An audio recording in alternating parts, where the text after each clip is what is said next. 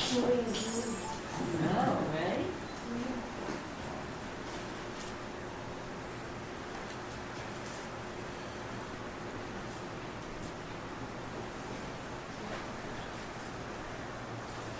So this is Martin Van Buren's breakfast room. Martin Van Buren, when he moved into this house, he was a widower. None of his sons lived here at the time, and he really wasn't having a lot of guests in the winter months. Probably he wouldn't have wanted to eat at that big dining room all by himself when there was no one else eating there. So he would have come to this room to have most of his meals. This is called the breakfast room, so obviously he would have had breakfast, along with lunch, dinner, and whatever other snacks he took during the day. However, the breakfast room is named for one reason. In the morning, Martin Van Buren had upwards of about 220 acres, maybe a little bit more, maybe a little bit less at that point, and he liked to travel on it on his horse. So every morning he would go on a horse ride about 10 to 15 miles, and he never really had a set time of when he came home. His servants would still be expected to serve him a hot breakfast. The cook, not knowing exactly what time he was going to be home, would cook his breakfast the same time every morning, send a servant up with the breakfast. She would put it in this tin box right here underneath the window.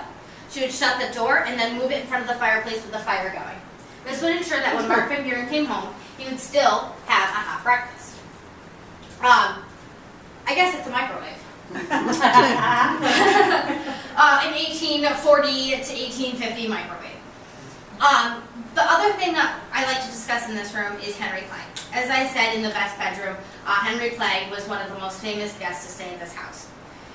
Martin Van Buren probably would have had most of his meals in this room when Henry Clay stayed here. I apologize if you guys can't see me. I'm only 4'10", so can you hear me? Yes. Okay. Yeah. All right. So Henry Clay came to stay here. He originally planned on only staying one night. He instead stayed 3 nights. He stayed here in 1849.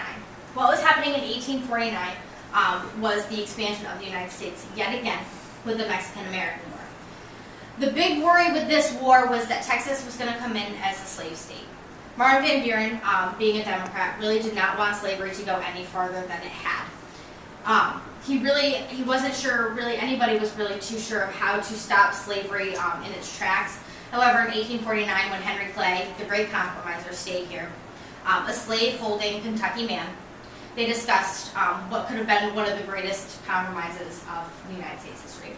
They discussed the Compromise of 1850.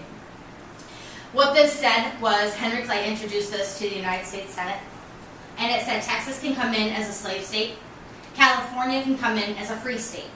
Any other state that comes in will be decided slave or free by popular sovereignty. Does anybody know what popular sovereignty is? The people in the state would cast their vote, and they would decide that. Exactly. So basically the people of the state would decide what kind of state they wanted to be.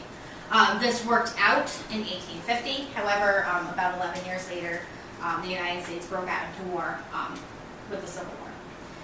Coming with the Civil War, we have a young lady in that painting right above the sideboard. This young lady, her name is quite a mouthful. Her name is Mary McDuffie Singleton Hampton. Say that 5 times fast. Mary Mac, as we call her, was one of Martin Van Buren's favorite women who came to visit here. She is Angelica Singleton Van Buren's niece. Angelica, however, was not a fan of her. In fact, she wrote in her diary, "The little brat is coming." When I said that the Civil War enters this house a couple of times, the first with Henry Clay coming in 1849, the second with Mary Mac marrying a Confederate general, General Hampton. We're not quite sure why she may have married him. It was probably just to keep her status, or maybe love. We're not 100% sure. However, it was one of the first or second times that the Civil War had made an appearance in this household. Are there any questions before we move on? I gathered he came from money. What did the family do?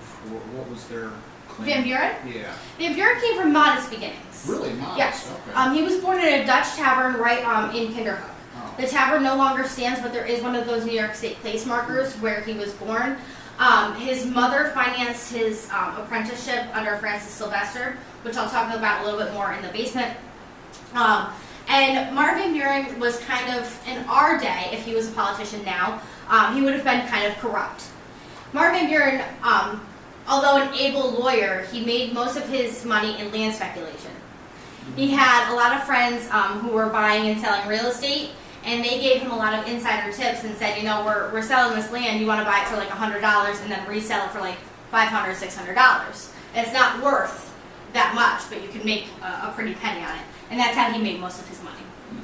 What's that thing over there? That thing over there. Yeah. Can someone tell me what that thing over there is? He's pointing to this thing right here, right? Yeah. Anybody? Coffee maker? Coffee maker. It is a coffee maker. I was explained how it works. I still don't understand the mechanism behind it. Somehow there's a vacuum thingy that does something with the coffee and then puts it back in that carafe. It is original to the house. Unfortunately, I would let you see it. It's broken. We tried at some point to get an actual working one, so when you were in this room, you could actually see a cup of coffee being made. Unfortunately, that has fallen through several times. Contact your congressman. How many people did it serve to take to run this estate? I'm going to tell you downstairs. Okay. All right? All right, so now that we're going to talk about servants, I invite you to walk down these stairs down here. Please, please, please use the railing. There is a step at the bottom and then another step. It's going to be kind of a tight fit, so get comfortable with your neighbor. Okay. Yeah, she was laughing.